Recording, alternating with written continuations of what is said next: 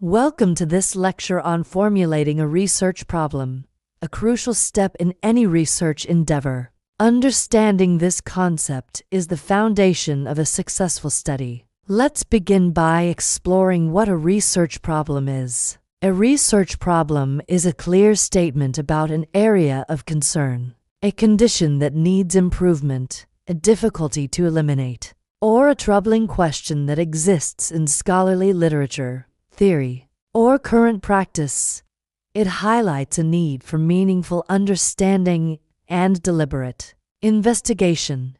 Now, let's delve into the structure of a well-crafted problem statement. It's typically organized into 3 cardinal sections, each serving a specific purpose in framing your research.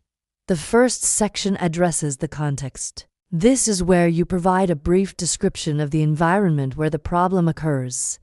It could be socioeconomic, cultural, an overview of a healthcare system, or morbidity and mortality patterns, as long as it's relevant to the problem at hand. This section is usually concise, typically one brief paragraph that sets the stage for your research. For example, if you're researching childhood obesity, you might start by describing the current prevalence rates in your country or region, mentioning any recent trends or patterns that have been observed. This context helps your readers understand the backdrop against which your research problem exists. Moving on to the second section, we focus on the problem itself. This is where you dive into the heart of the matter, describing the nature of the problem, the discrepancy between what is and what should be, or the real versus the ideal situation. For research purposes, it's crucial to denote the knowledge gap, making convincing arguments that existing knowledge is insufficient. In this section, you'll want to describe the magnitude of the problem.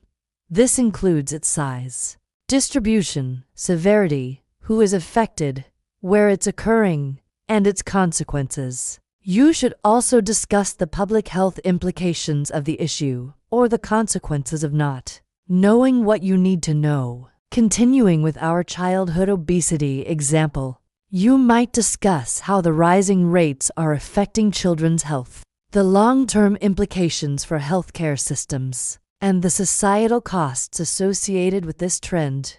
You'd want to highlight any gaps in our understanding of the causes or effective interventions. Next, briefly describe possible explanatory factors for the problem. These are potential answers to the knowledge gap you've identified. Finally, mention what has been tried in the past to mitigate this gap and the limitations of those interventions. This helps to justify the need for your research by showing that existing approaches have been insufficient.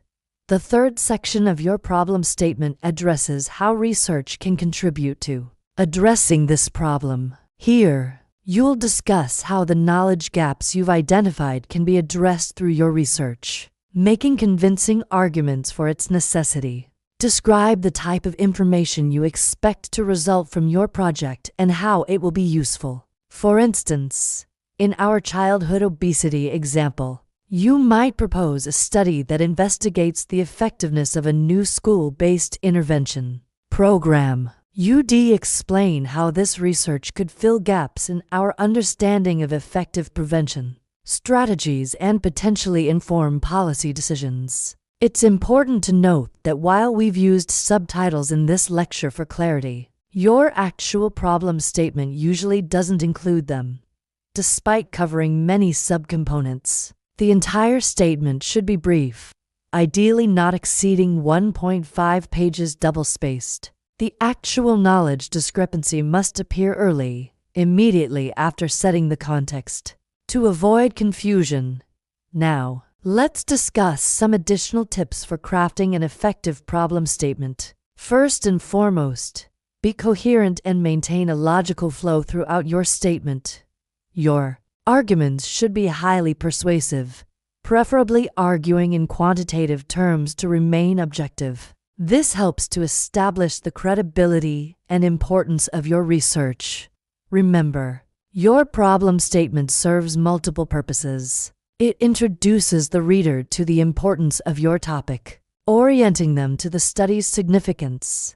It also serves as an anchor for your research, questions, hypotheses, or assumptions that will follow. Essentially, it offers a concise statement about your paper's purpose and places your topic into a specific context, defining the parameters of your investigation. When writing your problem statement, avoid common pitfalls.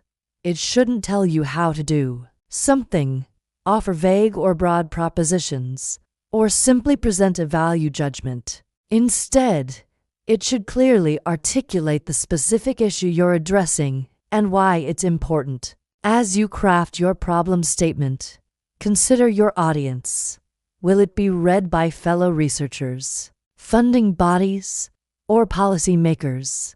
Tailor your language and level of detail accordingly, ensuring that your statement is accessible and compelling to your intended readers. It's also worth noting that developing a strong problem statement often requires multiple revisions. Don't be discouraged if your first draft isn't perfect. Seek feedback from colleagues or mentors, and be prepared to refine your statement as your understanding of the problem evolves. In conclusion, formulating a research problem is a critical step in the research process. A well-crafted problem statement not only guides your research, but also communicates its importance to others. By clearly articulating the context, the problem itself, and how your research will contribute to addressing it, you set the stage for a successful and impactful study. Remember, the key to a good problem statement is clarity, conciseness, and persuasiveness. It should leave no doubt in the reader's mind about the importance of your research and the potential value of its outcomes. With practice and careful consideration, you'll be able to craft problem statements that effectively communicate the significance of your research and its potential to contribute to your field of study.